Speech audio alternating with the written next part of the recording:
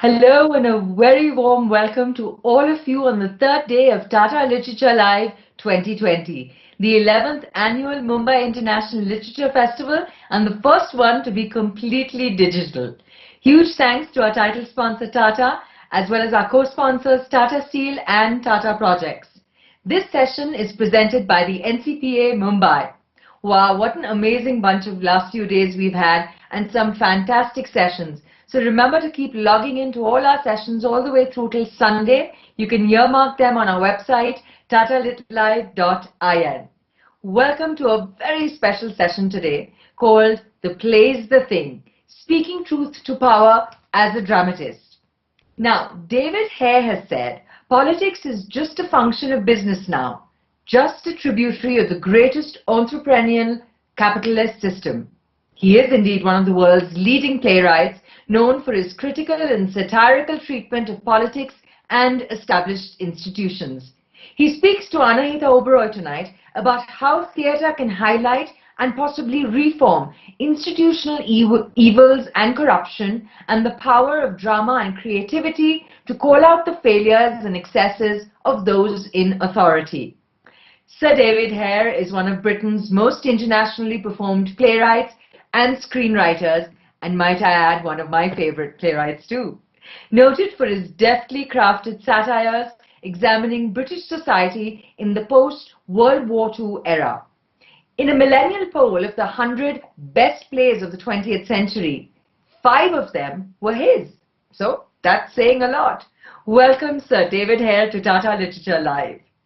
Speaking to him tonight is Anahita Uberoi, one of my favorite directors whom I've had the pleasure of being directed by, but who's also a fabulous actor and producer who has worked extensively in New York, Mumbai and Germany over the last 33 years. Welcome Anahita.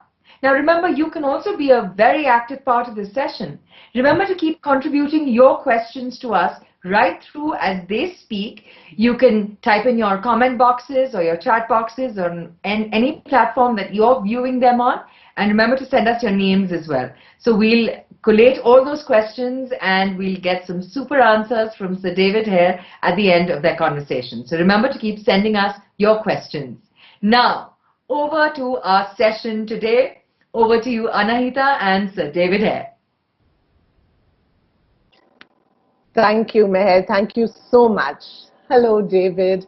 So happy that you could make it today, and we're really looking forward to sharing this hour with you and understanding your mind, understanding your brilliant craft, and most importantly, also understanding just the way that you relate to the rest of the world.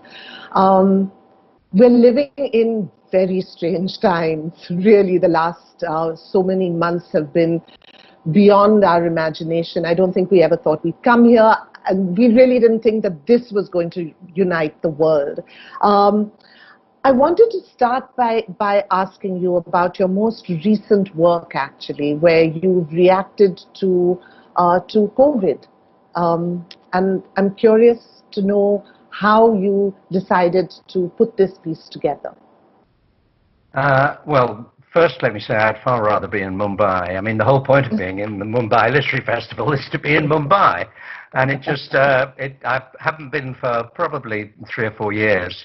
And so, you know, I'd love to be with you in person.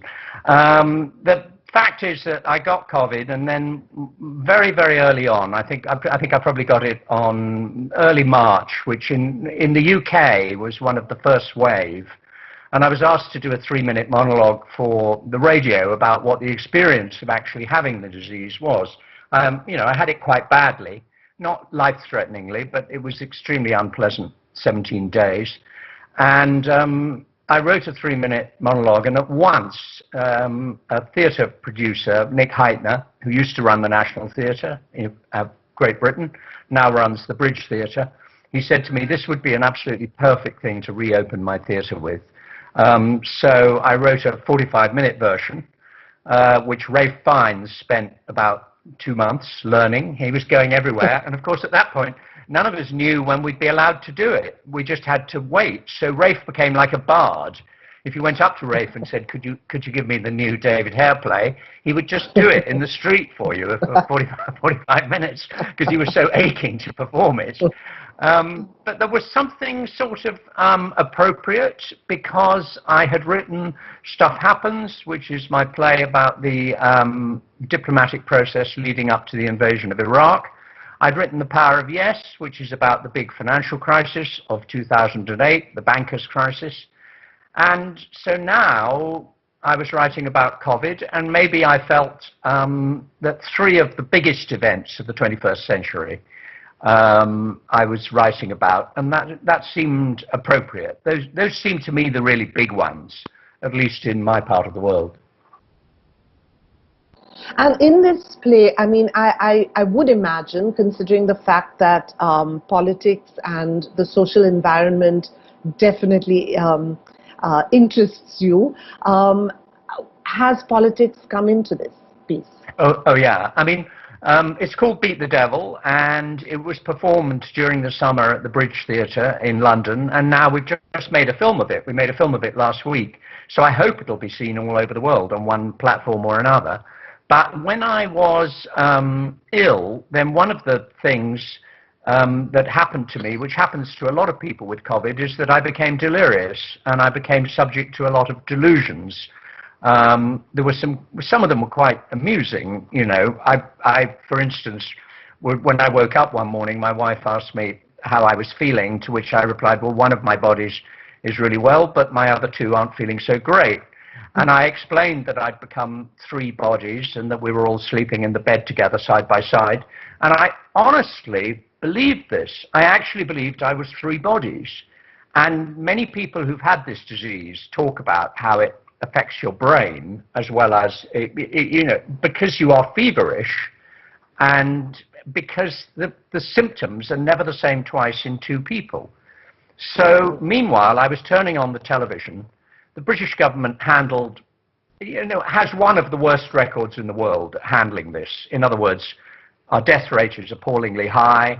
We were very, very late to shut down. When we shut down, PPE was not available. The personal protection stuff was not available. I mean, nobody handled it worse than the British. And it really was quite shocking, because you've always thought, whatever you thought about British governments and their complexion, you've nevertheless believed in their basic competence.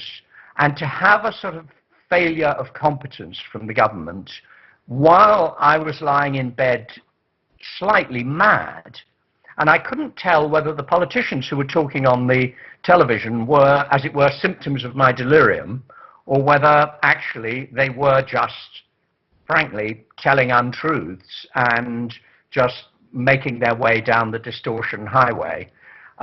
They always say that in 5 years' time there's going to be an inquiry, and we're going to know what went wrong and just why we've been so badly governed in the UK for the last 8 months.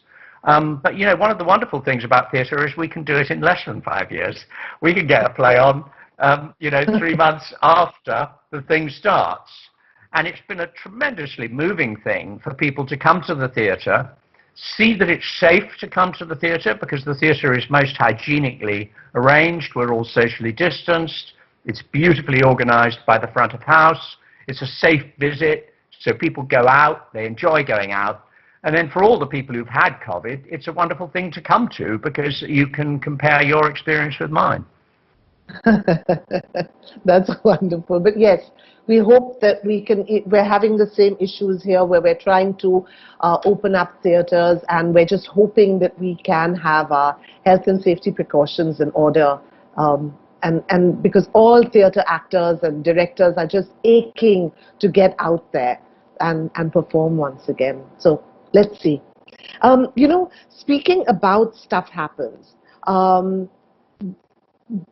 because you did actually write about people who did exist, politicians who did exist, was there ever a fear about misrepresenting them or annoying them, or having to deal with people saying, you know what, maybe we don't want to take a risk with this because these are politicians and people who are very powerful right now?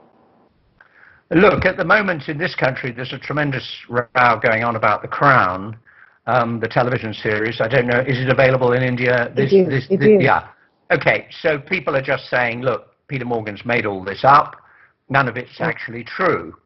And drama documentary is a morally queasy business. In other words, there is a moral question, which is, do you have the right to represent people saying things that they didn't actually say in real life? And although Shakespeare obviously did it, and Schiller did it, and all sorts of great dramatists did it, nevertheless, in today's society, it is a moral issue.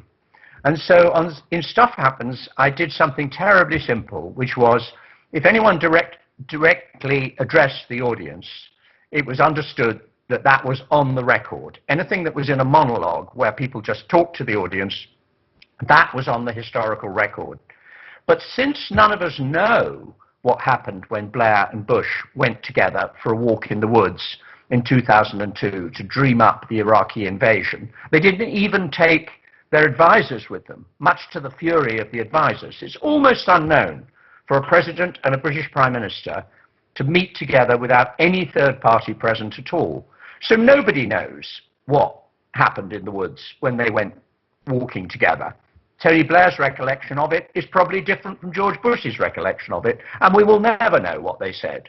So my attitude was that so much happened behind closed doors. If it's shown to be behind closed doors, I, David Hare, have made it up. And you can either find it convincing or not convincing. That's up to you. I did all the possible meeting of people that I possibly could. And by and large, people are keener to meet playwrights than they are to... Oh, we got an interruption, have we? Yes, looks like it. Oh, there we're back. I was saying that people are keener to talk to playwrights than they are to reporters. If they speak to journalists, then maybe it'll go on the record, or maybe it'll appear in some form where they you know, are recognizable. The wonderful thing about talking to a playwright is that nobody in the final play can tell what your sources were. And to this day, I am protecting the names of a lot of people who helped me, who were at the center of that drama, who were involved in the invasion of Iraq, but who spoke to me on the condition that nobody would ever know that they spoke to me. And then, in fact, when the play first went on in London, people who knew Colin Powell, the American Secretary of State, better than I did, knew him extremely well, got in touch with me and said, yeah, that's one account, but if you want your play to be accurate, I can tell you what actually happened on this event and that event. And so I was able to correct it as we went along, because I did think you have to play fair. If you say somebody's Tony Blair, you can't give them idiotic things to say. If somebody's George Bush, you must be doing your honest best to represent them. And that is a moral question. And people are perfectly entitled to say, it wasn't like that, and this is a travesty. Mercifully, both with Stuff Happens and with The Power of Yes, the play about the financial crisis, nobody has ever said it was a travesty. That's wonderful. Did you ever, so you never, I suppose, writing in England and also in the US, you don't really have issues of censorship? We have, it's a complicated question. You know, obviously, in America, it would have been lovely for Stuff Happens to be presented at the Kennedy Center in Washington. When we tried to get it on, it was presented in New York. It was never presented in Washington, D.C. And when somebody suggested it to the Kennedy Center in D.C., which is obviously the place where it should have gone on, that's after all a couple of miles from the center of where the invasion was launched from, the management of the Kennedy Center said, oh, we'd never dare do anything about politics. So, you know, censorship is a rather subtler business. The choice of subject matter, you know, I work a lot for the BBC. You know, in British broadcasting, there are certain subject matters that you can predict are going to be mysteriously turned down without anybody saying, oh no, we're not going to do something on that subject. I don't mean there aren't courageous people at the BBC. There are, and there are people who go out on a line. But on the other hand, you know, there is a sort of gentleman's kind of censorship in Britain about, oh yes, we're interested in this, but we're not interested in that. And as someone who spent my whole life trying to expand the subject matter, that's all I've ever wanted to do, is get fresh subject matter into the theatre, be that, you know, the Chinese Revolution or aid to the Third World or, you know, invasion of Iraq, obviously, to get stuff on stage that isn't usually the matter of stage or film.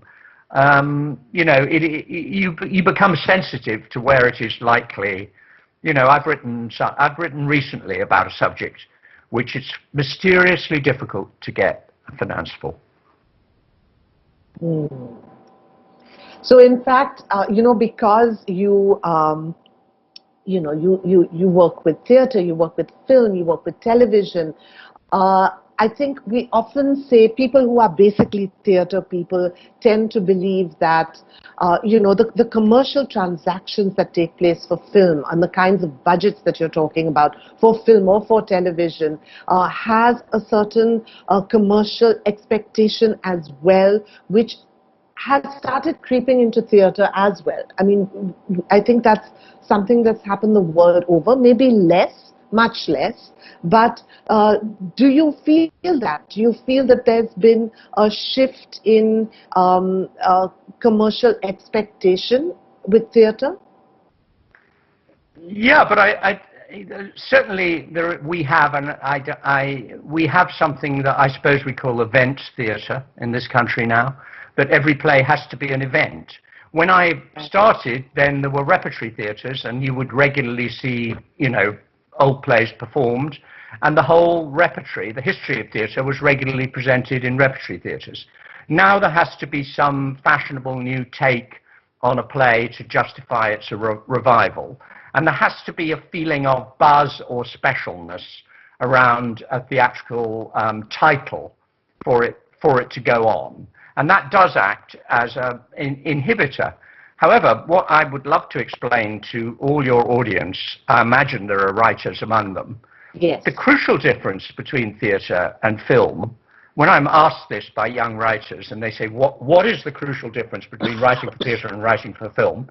Then, as you know very well, Anahita, the crucial difference is that in theatre, you own your copyright, and in film, you do not. In film, you are a hired hand, and you are just being employed for your labour. And your labour is to offer words or scenes or actions which may or may not finally reach the screen, according to the good faith and honourableness of the people that you're working with. And there will be a lot of people pitching in. It may be actors, it may be producers, it may be the director, who think they can write that scene as well as you can. And you're going to have to argue for your contribution. And I now say that if I write a big movie, I spend 10 times the time defending my script that I do writing it. You know, I write the script, that's the easy bit. The difficult bit is going to be defending that script to all comers. And they are entitled to question it in that they own me. I am hired hand. And it's their money they're going to lose at the end of it. If you're going to put $5 million in a film, it's you. If the person who's going to lose it is perfectly entitled to an opinion about how that money should be spent. right. Whereas in the theatre, we own the copyright. We, the playwright, own the copyright. If you don't like the production, you can close it down, which is something I have done once only in my life, in hundreds and hundreds and hundreds of productions. I did once close a production down saying, this is a travesty of my work, this does not represent my work, it can't happen. And I closed it down. But in the film, I have no such right. I'm just one more person who's a contributor to the financial process, you know? And so that's why, you know, you have to work with directors and producers who you trust. You should never go into a movie with people whose good faith and general good sense you have doubts about, because if you doubt them at the beginning, by God, you're going to doubt them at the end. Yes. You know, because you just mentioned that there are young writers in the audience and there are students of writing in the audience as well. So I'd really love you to tell everyone how you started writing. what was the first experience you had with writing? I became a playwright by accident. What happened was that I was running a little theatre company, and it was travelling around in a van with 5 actors. We were travelling all over Britain, and we were playing 5 or 6 shows a week, and we were on the motorways all the time. And we were due to start rehearsing a new play on a Monday. On the Wednesday, the person who was due to give us the play that we were to rehearse sent me a message saying, I'm not going to make it, I haven't got a play for you. And so at that point, I thought, well, there is no alternative to, you know, I was just a director. There is no alternative to my writing a play. So I wrote a play on my knees, you know, in the van, in a typewriter. And we started rehearsing it on Monday. It was a terrible play. But when the actors looked at the dialogue, I knew they were thinking, yeah, this is fine. I can say this. This is okay. This is not going to sound awful when I say it. This dialogue is speakable. So as soon as I did that, I realized I could write dialogue. And once you realize you can write dialogue, that's not the same as being able to write plays, but it's a pretty essential qualification for writing plays. And at once, people were interested. From the moment I started writing, people appeared wanting to produce my work. And I've been very, very lucky in that, because that was 50 years ago. But I always say, again, to young people, try writing something, because you may find you have a capacity inside yourself that you didn't know you had.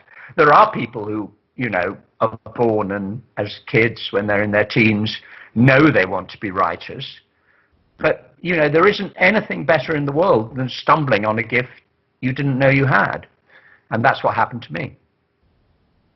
You know, there was also a piece that you wrote, Via Dolorosa, where it didn't sound like, when I was reading up about it, it didn't sound like you always wanted to be an actor. It didn't sound like you were waiting for that moment to be on stage.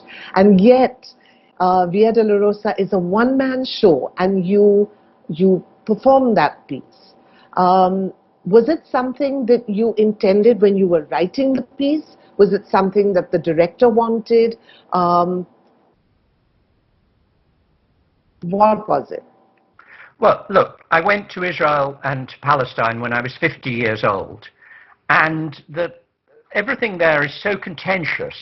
Everything is disputed. It's about a society, 2 societies in which every single thing is argued about. There is nothing that is not subject to argument.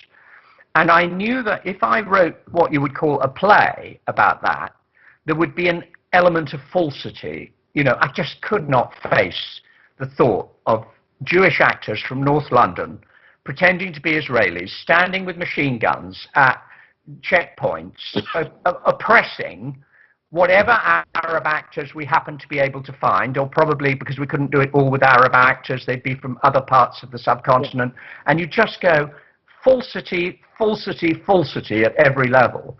The only way I can tell people about this is if I tell them about it, and then they can decide whether they trust me or not. In other words, they can look at me, they can look at the person who's telling them about Israel-Palestine, and then they can make a judgment. In other words, they can say, I don't like the look of that man, nothing he does convinces me, he's a terrible actor, he's making, you know, I don't think he's in good faith. It's good faith again. You can feel that moment where an audience trusts you or doesn't trust you.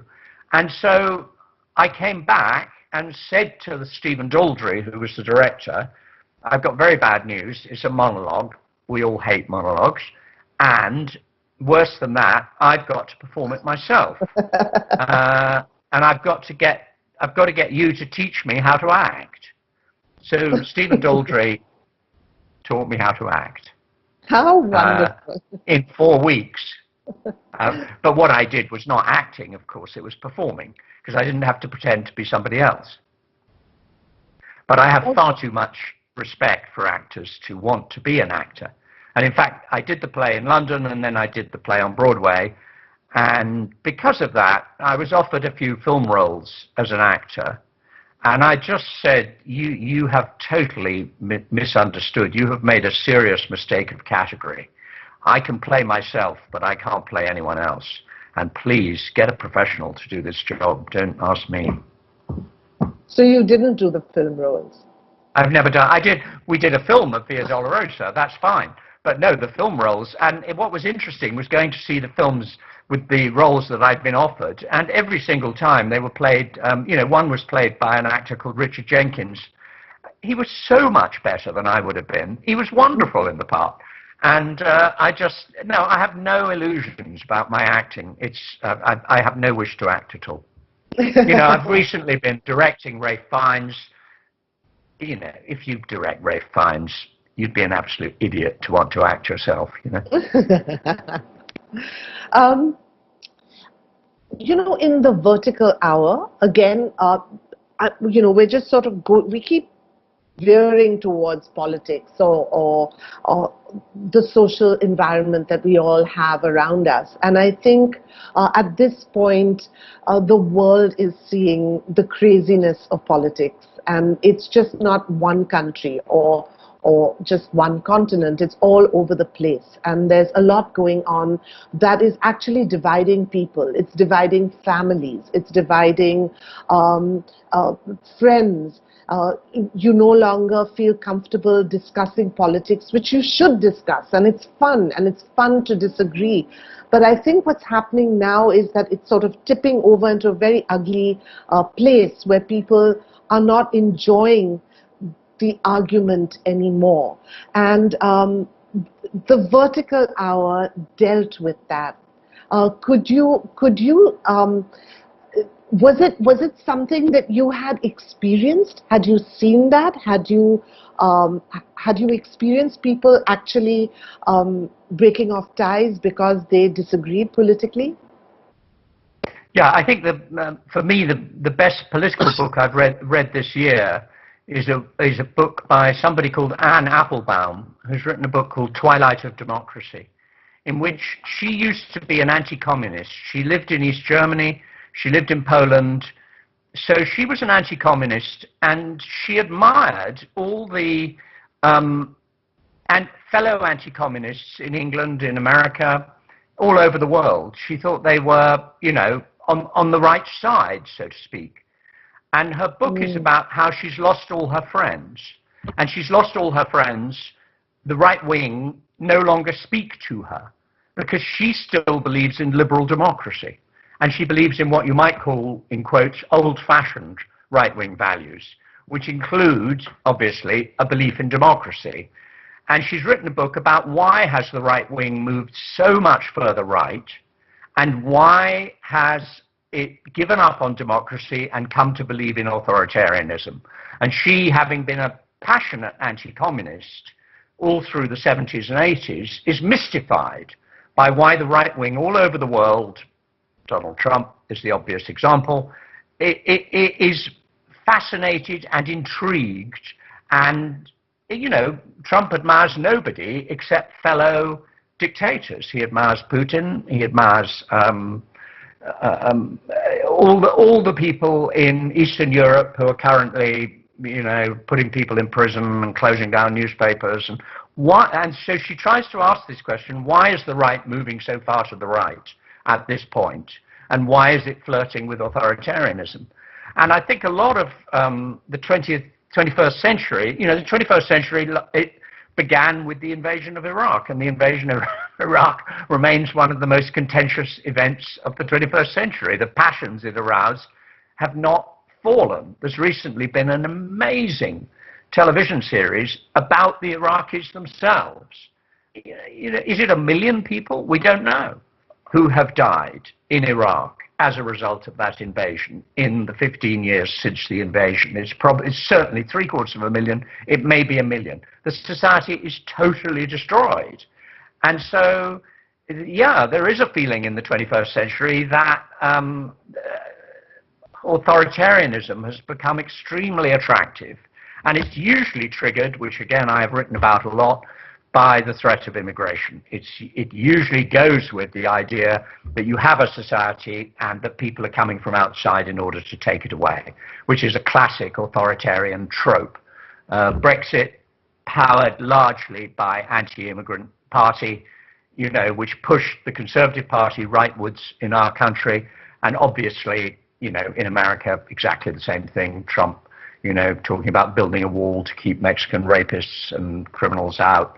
And that feeling of we have something precious and immigration is going to destroy it is the right-wing myth which is raging through the building at the moment and burning the rafters.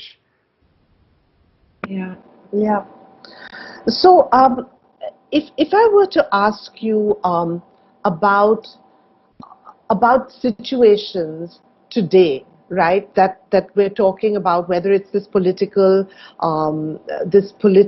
war that takes place now, it happened earlier, it happened way earlier as well, but this you had spoken, and I think it was with the Vertical Hour itself, about how you may have political views that are public, and then there's also a battle within.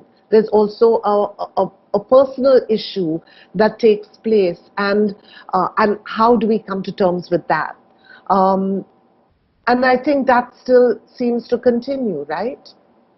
Yes, and I think, you know, you've said very kind things about my work, Yeah. you know, but, you know, the plays you're talking about get terrible reviews. You know, the Vertical Hour is, no, seriously, the Vertical Hour is a play that really annoys people precisely because of what you've put your finger on. It annoys journalists, rather. It annoys people who work in journalism because nothing you know, when I write, as you say, the Vertical Hour is about something that we can now see as evident. In other words, that we're going to become so divided that we're not going to be able to speak across a bridge.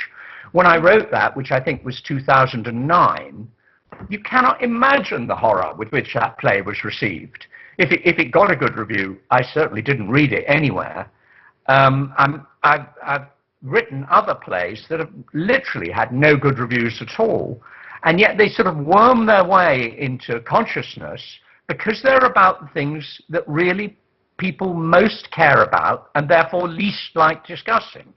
And one of them is the relationship of public events to private integrity. You know, another thing Anne Applebaum writes about that I admire so much in her book, Twilight of Democracy, is she says, I lived in Eastern Europe, so I know about collaboration. And, you know, we all knew who the collaborators were. Now, in America, Trump is only empowered by people who 5 years ago would have said to you that they would never support somebody who denied an election result. You know, if you lose by 5 million votes and you say, well, actually, I won, who is going to support you? Who is actually going to agree with you? You know, 5 years ago, every single person in public life in America would say, that's totally ridiculous, that can never happen, I would never stand by such a person. And yet now he's got, what, 9/10 of the Republican Party who don't dare speak out against him. How did this happen? It's just an extraordinary thing to have happened. And writing about it before it happens, let me tell you, does not make you popular. It takes years for people to begin to understand what it is you're writing about. But I'm often, I hope, way ahead. That's what I've tried to be, is to write about these things before they happen. Switching topics, I always find it interesting to know how playwrights imagine their characters. So, you know, they write their characters with something quite specific in mind. And, you know, hopefully the director translates that in a way that is in keeping with what the playwright wanted or intended. But very often there is this there's this slight deviation. And have you ever experienced a time when a director has put his vision to your words and you've disagreed with it, or it surprised you in a good way? Hang on. Those are two different things. You're saying actors and roles. Not actors. Sorry, I meant a director when he's creating a piece and then makes his characters become something that you didn't intend. I've been pleasantly surprised. That's good. And I've been unpleasantly surprised. I mean, that's theatre, isn't it? Theatre is collaborative. And, you know, one of the best things I ever did was not attend the rehearsals of a play of mine I wrote called The Secret Rapture. And this play called The Secret Rapture, I wasn't available to attend the rehearsals. And Howard Davis, who probably was one of the greatest directors of my generation, you know, he directed the play for 6 weeks in my absence. And, you know, he said, I put a new ending on it. It's nothing you wrote. It's just something I thought I'd put on. And, you know, and I've done this and I've done that. And you'll see when you see it. I saw it. I was absolutely thrilled. And I thought, well, that ending is so wonderful. And I hadn't thought of it. And I just thought, this is all addition. Everything Howard has brought is addition.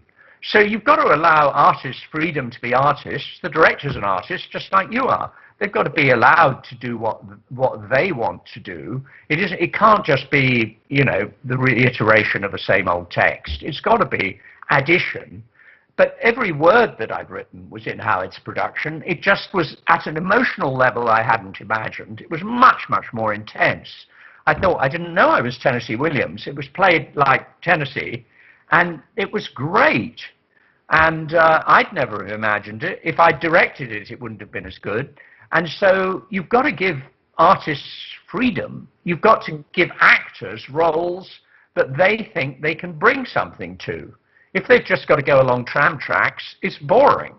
But, you know, the fun of theatre is, particularly with the actors, handing a play to a great actor or a film role to a great actor and saying, now let's see what you're going to do with it. That's the fun of it. And if you don't want that, don't work in the collaborative arts, because that's the essence of it.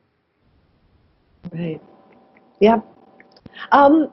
Speaking of the audience, again, when you put, I know that in theatre we do tend to, we're not as commercially bound as you explained it is with, say, film or with television. But as far as theatre is concerned, do you, while writing, have a relationship with a potential audience?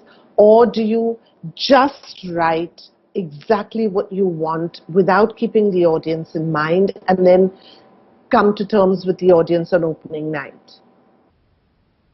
Well, you're right to say opening night. The first preview is the most exciting moment in a playwright's life. You know, like once every 2 years, you have this incredible night. I always sit in the middle of the audience because I want to know what's going on. And you ride it like riding on a surfboard. You go, oh my goodness me, that I wasn't expecting that. Oh, they don't like that character. Oh, they're repelled by that line. Oh, they don't like this bit. And I've got, I think, very sophisticated radar for when the audience is bored, when the audience is amused, when the audience is profoundly moved. You know that, of course you know that. And it's never when you expect. So what's the point of second-guessing their reaction? There isn't any point. I'm not creating a kind of machine that will roll out. I'm creating something basically for myself that seems good to me, that says something that I hope people will recognize. There's nothing more satisfying than when you write a play and people say, do you know, I've always thought that and I've always felt that and I've never been able to articulate it. And so a play is a sort of proposition which you're putting to a group of people and you're saying, is there anyone here who recognizes what I'm talking about? Now, when you have a hit, a lot of people recognize what you talk about.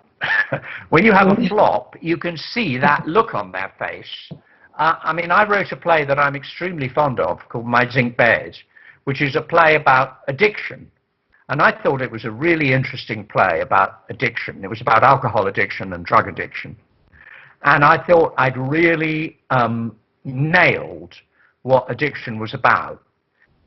Every time that play is performed, whether it's performed well, performed badly, I know the audience is just not interested. They're just not interested, or I have not managed to make them interested. And so, you know, it doesn't matter how beautiful I think it is. I'm plainly failing to get my own fascination with the subject across. And in those circumstances, there's nothing you can do except put it back on the shelf and hope that one day somebody knows what the hell you were on about, you know. So also, I remember again while I was reading up somewhere that while you have written very, very good female characters, you don't feel the need for the women characters to always be strong. I think you just find that such an archaic notion. Please share that point of view, because I think it's really interesting. Well, you know, I just can't bear any more drama with model females who are empowered. You know, I recently, you know, wrote a television series called Collateral, which was with Carey Mulligan, and there was a small part in it, not a very big part. And I got this message that Billie Piper wanted to play it. I didn't even know Billie Piper had read it. And I said, why do you want to play this part? She said, well, because she's a gambling addict, a compulsive liar, she mistreats her children, she's an appalling mother, she's a dreadful wife, I can't wait to get my hands on it, you know? And Billie was incredible in this part. She was completely wonderful. And if you care at all about women, then you want women to be represented in all the ways that women can be represented. If you care about any ethnicity, you want to, you know, you don't want every black character to be heroic. You don't want, you know, you don't want to represent everybody that way. And you know, when you know, if an actress says, oh well, I don't see this role as very empowering, you just go, no. You know, that it happens to be one of those women who's not empowered. That's the part you happen to be playing. In another play of mine, you might play someone who's totally empowered. The main job, and this is the job I've been trying to do for 50 years, is just to give women and ethnic minorities in this country presence. Give them presence. Let them have roles like everybody else has roles. And always, by making the play, by being drawn to writing about women, you can get a point of view that's subtly different, subtly more interesting, subtly just various from what the male view of a situation is. And so it's just been a sort of passion of mine that I wanted to give women a fair share of the stage and a fair share of the screen. And almost every film I've made, you know, it's been about a woman. In the play Plenty, it dealt with a post-war period, right? And that did speak about disillusionment with now what?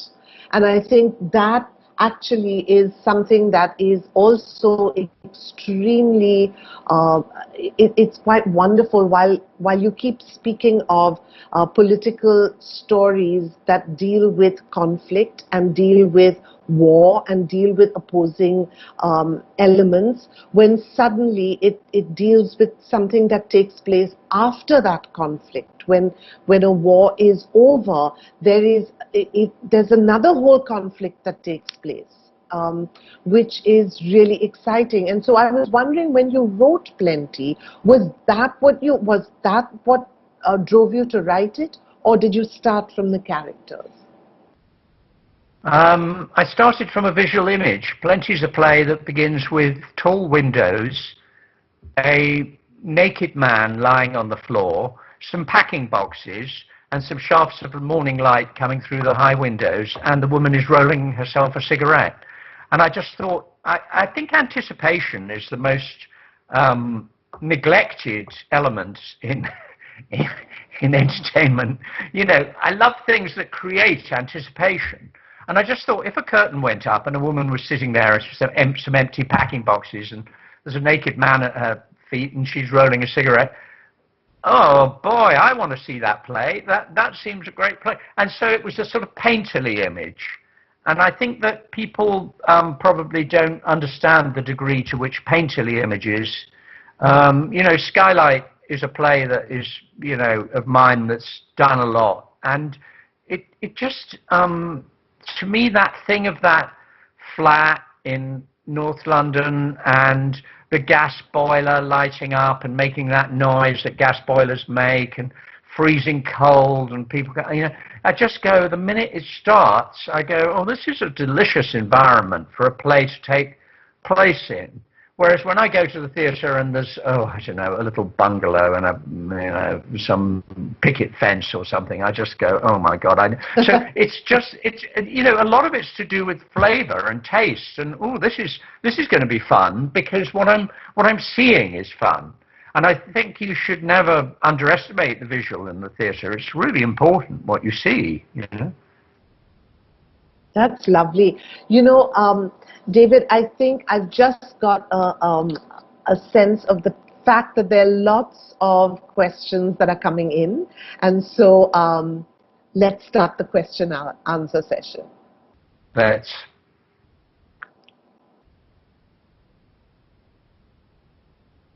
Oh. Okay. So I have a question here which says, do you feel that Skylight can be performed outside of that North London milieu it's been set in, like in Bombay? Well, this is now the fashion, isn't it? I don't know. Look, the Dutch National Theatre is currently doing it with a woman playing the man and a man playing the woman. Oh, really? And yeah. And so they said, well, we've seen a lot of successful businessmen on stage, but we've seen very few successful businesswomen in the stage, and the emotional dynamic would be very interesting if it were reversed. And to which I very selfishly replied, I'm very happy for you to do that in Amsterdam, but I don't want you to do, I would not let a company in a big theatre do it in London, because that's not what I meant, and maybe until I die, you should probably leave it as it is. Or do it abroad. So they're going to do it in Holland that way, or they're doing it. I think they've already opened, actually. And I'd love to see what happens if you do that. As to whether you can do it in Mumbai, you know Mumbai better than me. I have Nikhil Katara has mentioned, what's this middle space we've reached now with performances happening online during the pandemic? Is this film? Is this theatre? What does the playwright need to do to adapt? Well, it's just a question of ingenuity, isn't it? It's just a response to the time. Does it replace what we all love? No, it doesn't replace that thing where, you know, 1,000 people sit together and you feel those lovely waves, like winds going through a forest. You just, you know, that's just the lovely thing where everybody's together and has a night out. And I think people have missed that. I think, and one of the, you know, good things about the pandemic, at least in parts of this country, is how much people have missed the theatre, and they miss going out, and they miss seeing their friends at the theatre, and they miss the stimulation of seeing plays and the fun of seeing plays. They miss it. And so, no, but on the other hand, should we be experimenting? Yes, you know, in this country, quite rightly, Rufus Norris at the National Theatre has been saying we're not a national theatre because we only play in London and we don't get out. He's been trying to get the plays out around the whole country, and obviously putting them into, you know, it was a huge success what he did by putting plays on online for, I think, 3 or 4 months, where it was possible to see National Theatre productions all over the world. And I know from my own experience that, you know, people are grateful in places where they can't get to good theatre to be able to see good theatre in, however, as we would think, diminished a form. Diminished is the wrong word. Diluted a form is better.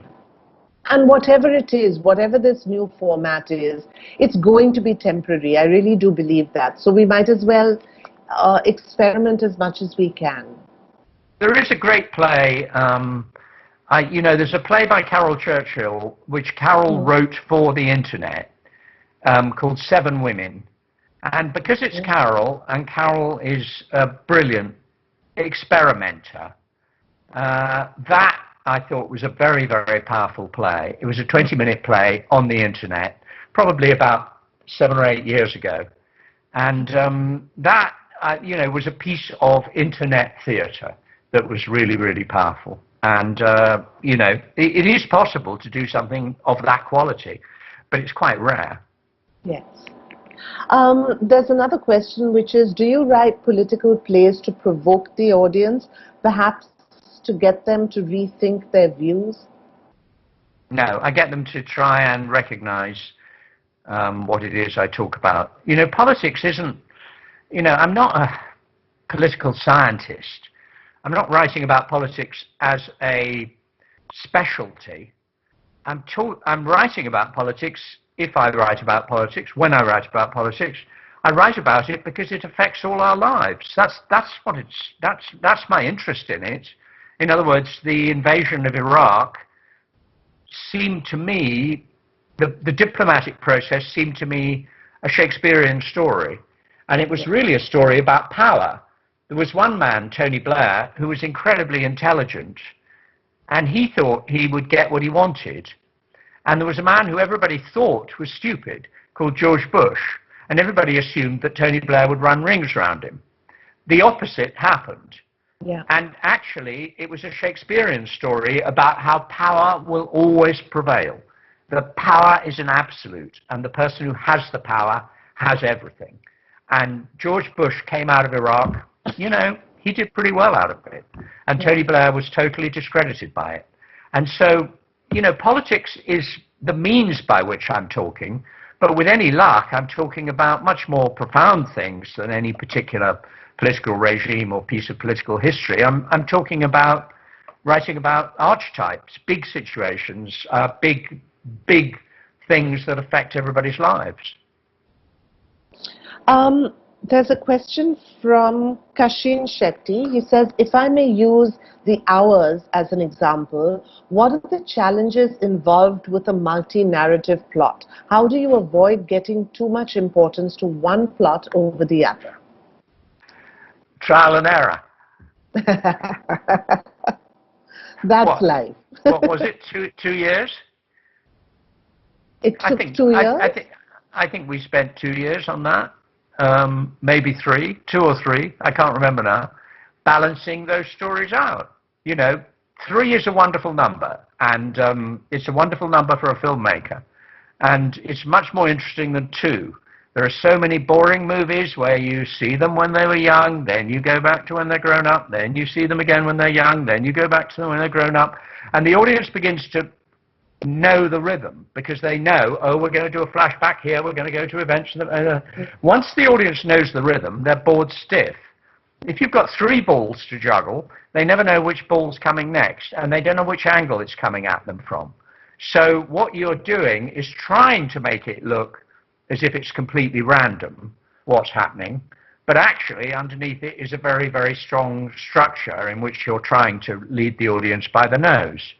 So the opening sequence of The Hours, which probably lasts, I would think, 4 or 5 minutes, it's a credit sequence, and it introduces all the major characters in The Hours. That took me 3 weeks to write. That was the toughest thing in the movie. How do I get everybody on screen, and how do I juggle their stories? But once I'd created a template for how you juggle stories, it got easier. But then you shoot them all, and then you look at them in the editing room, and you start again, and you start telling them in a different order. And then what the amazing thing is, by the time you finish the film, it's pretty close to what you first wrote. But you have to go on that long journey to get... And at the same time, Arriaga was writing Amores Perros, which is another wonderful triangular film. And we used to send each other emails about how we're getting on, because I admired Amores Perros, the Mexican film. I thought it was completely wonderful. And he knew that I was struggling with a three-part structure. Well, he struggled with a three-part structure as well. But we both came out of it saying, aren't three-parters wonderful? So there's another question from Anil. It says, political plays would generally be written by left-leaning playwrights. How would you feel if a playwright supporting all of Donald Trump's ideas wrote a play which would feed its audience prejudices and became a box office success? How would I feel? Well, Yeah. I think it would be an amazing work of art, wouldn't it? Yes, I think so, actually. I mean, don't I believe, you know, this is a very difficult subject, but obviously I believe that the performing arts are some sort of examination of the truth, I suppose. And I think that, you know, one of the things theatre does best is scrutiny. So it puts ideas under scrutiny.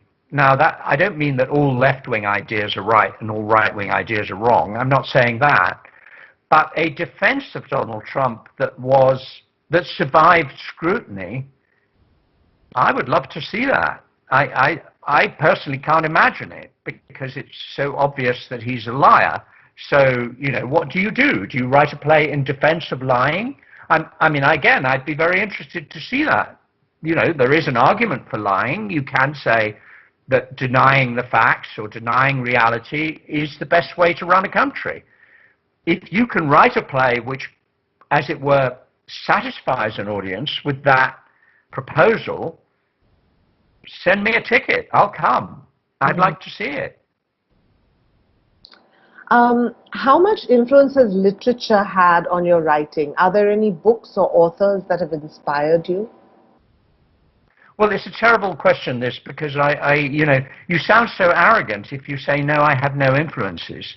But the whole point of being a writer is to write about things that nobody else has written about, that you feel you can contribute something to. So yes, I admire the hell out of a whole lot of writers. You know, in various times in my life, I've loved Eugene O'Neill, I've loved Brian Friel, I've loved Athol Fugard. You know, I've loved different playwrights. But of course, as soon as you love a playwright, you don't want to be anything like them because they've done what they do better than anyone else can do it. So what inspires me is the world, people, the street. These are the things that inspire me. Looking outwards is what inspires me. Curiosity is what inspires me. But in terms of, do I learn my technique for how to write plays from other people?